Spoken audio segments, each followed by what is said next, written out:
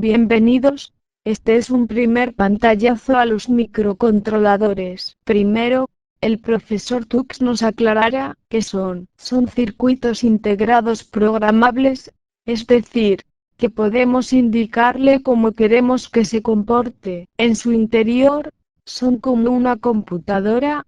Esto lo veremos más adelante. Se caracterizan por ejecutar instrucciones secuencialmente, es decir, una por una y en un orden determinado. Básicamente interactúan de dos maneras, sensando dispositivos o periféricos de entrada y controlando periféricos de salida. ¿Cómo son estos circuitos integrados? Como cualquier otro.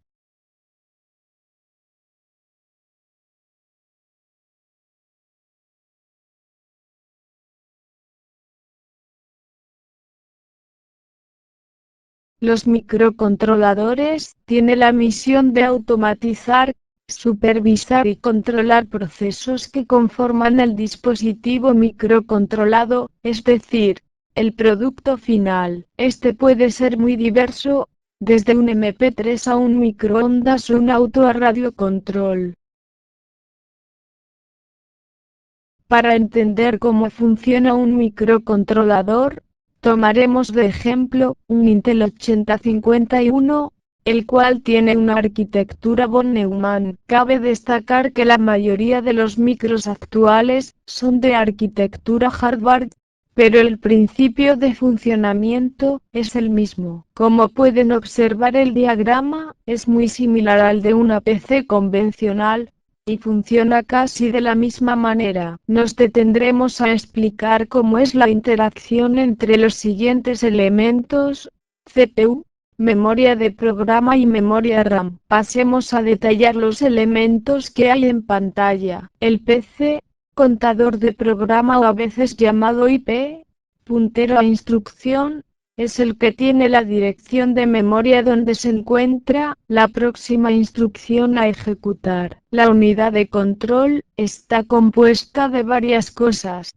pero lo simplificaremos diciendo que es el encargado de decodificar la instrucción, es decir, qué hay que hacer, y de lograr que la instrucción se lleve a cabo. En la memoria de programa, que es una memoria del tipo ROM, se encuentran las instrucciones que se deben ejecutar y muchas veces algunos datos constantes que no se pueden modificar en tiempo de ejecución, como por ejemplo una tabla de valores fijos. En la RAM podremos guardar y escribir datos en tiempo de ejecución por medio de instrucciones propias del micro.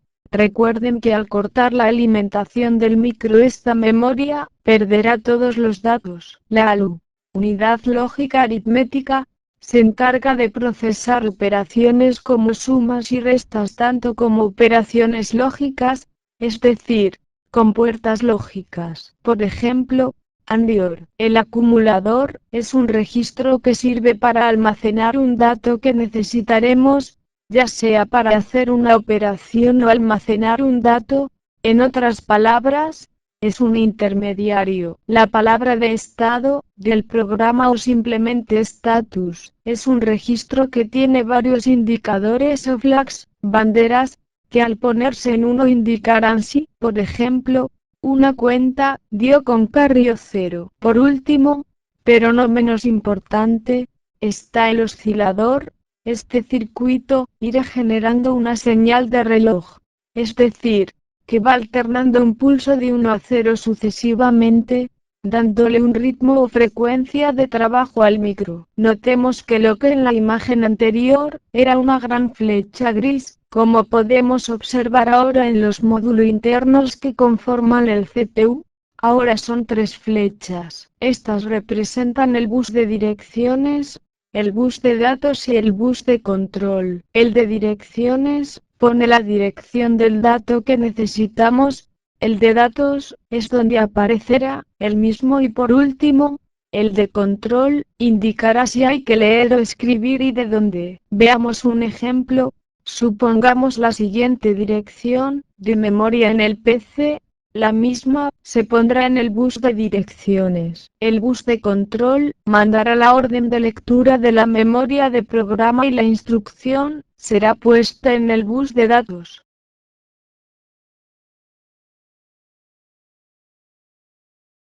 La unidad de control tomará la instrucción y la decodificará. En este caso, debemos leer el dato que hay en una posición de memoria RAM y almacenarla en el acumulador. La dirección de memoria se pondrá en el bus de direcciones, por ende sobreescribimos la dirección anterior, la que indicaba dónde estaba la instrucción en la memoria de programa, y por el bus de control se dará la orden de leer el dato que aparece en el bus de datos y lo guardará en el acumulador. Todo esto ocurre a medida que entran los pulsos del oscilador y cuando la instrucción se terminó de ejecutar, se suma 1 a la dirección dentro del PC para poder ejecutar la próxima instrucción. Entonces el ciclo comienza nuevamente. Se recupera la instrucción de la memoria de programa y la unidad de control la decodifica.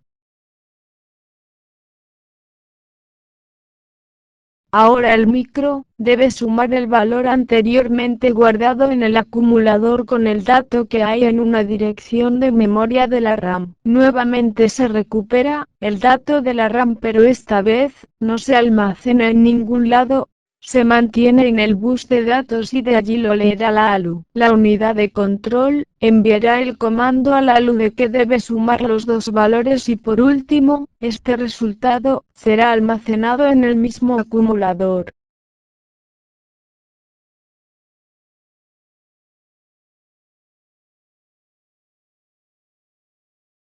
En resumen, el micro trabaja de forma básica, busca la instrucción que le indica el PC, la decodifica, y la ejecuta y así sucesivamente. Sí, ya notaron que no hablé del bloque en RAM llamado SECR, pero por el momento lo vamos a dejar para otra clase.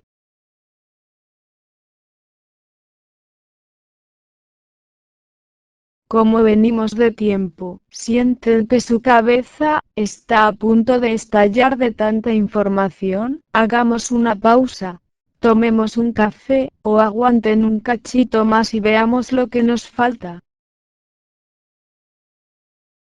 Retomemos, ¿cómo hace el microcontrolador para comunicarse con el mundo exterior? Bueno, a través de sus periféricos internos de entrada/salida, también conocidos como puertos. ¿Qué son los puertos? Son pines del microcontrolador que pueden ser configurados como entrada o salida, según la necesidad por medio de instrucciones. Gracias a ellos podremos interactuar con otros dispositivos electrónicos o periféricos externos de entrada y salida. Estos periféricos pueden ser muy diversos y la tecnología está en constante movimiento. Algunos son exclusivamente de entrada, como pulsadores, teclados y sensores. Otros serán exclusivamente de salida, como los LEDs, displays gráficos o a base de caracteres. Y otros que en algún momento van a ser de entrada y en otro momento de salida, como una memoria.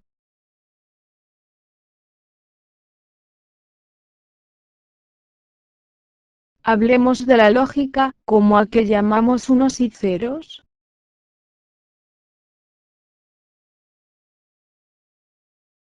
El profesor Tux nos puede ilustrar al respecto. Un 1 lógico equivale a un nivel de tensión o potencial eléctrico, en general el de alimentación del circuito. Un 0 equivale a la referencia, tierra también llamado GND. Aquí podremos observar el ejemplo de una señal en 0, que luego pasa a 1, y vuelve a 0.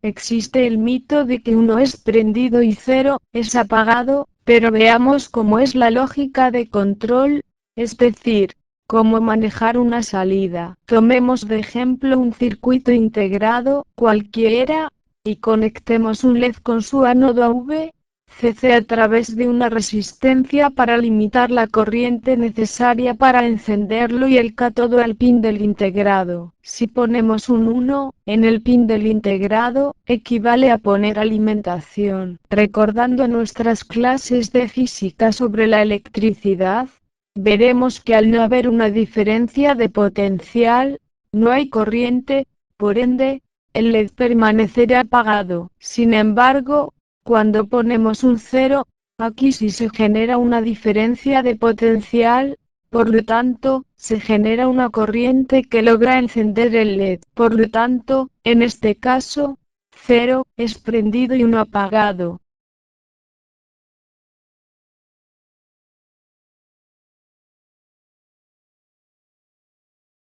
Observemos ahora este otro caso, en el que el LED tiene conectado su cátodo a tierra y su ánodo al pin del integrado a través de una resistencia para limitar la corriente. Ahora, cuando ponemos un 0 en el pin, ocurre lo mismo que en el caso anterior cuando poníamos un 1, no hay diferencia de potencial. Pero cuando ponemos un 1, ahora sí, 1 es prendido y 0 apagado. Entonces, la respuesta a nuestra interrogante es, depende. Si el 0 es el que logra la acción deseada, en este caso, encender el LED.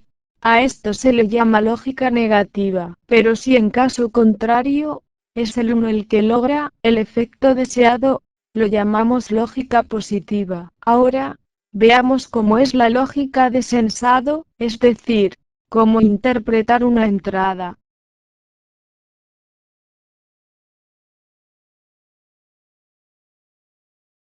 Veamos el siguiente circuito. Como podemos observar, al estar el pulsador abierto, el pin está conectado a la alimentación por medio de dos resistencias en serie. Si las reemplazáramos por su equivalente, sería lo mismo que tener el pin a un pull-up, es decir a un 1. Pero al momento de presionar el pulsador, generamos una diferencia de potencial, por ende una corriente y una caída en la resistencia que se encuentra en vertical.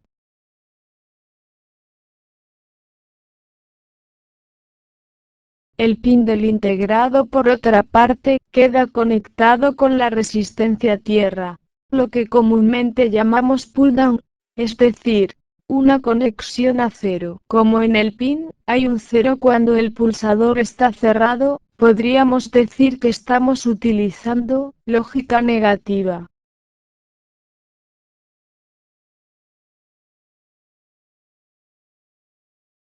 El profesor Tux nos hará un pequeño resumen de lo que acabamos de ver. Vimos que los microcontroladores son circuitos integrados programables que ejecutan instrucciones secuencialmente. Funcionan con una mecánica bastante sencilla, que es la de buscar la próxima instrucción, decodificarla y ejecutarla y así sucesivamente. Vimos que un 1 lógico es la tensión de alimentación y un 0 es una conexión a tierra, pero no siempre. Hay protocolos que no siguen esta norma, pero en general es así. Por último, vimos cómo sería manejar una salida, es decir, lógica de control.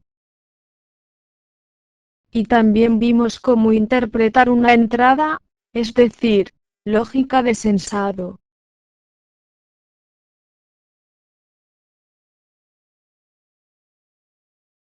Como siempre, espero poder contestar dudas y consultas, como también estoy abierto a escuchar críticas destructivas. Recuerden que el saber es poder y que el saber esté al alcance de todos es una expresión de la libertad. Usen este material para lo que quieran, modifíquenlo, compártanlo y sean felices. Saludos y hasta la próxima.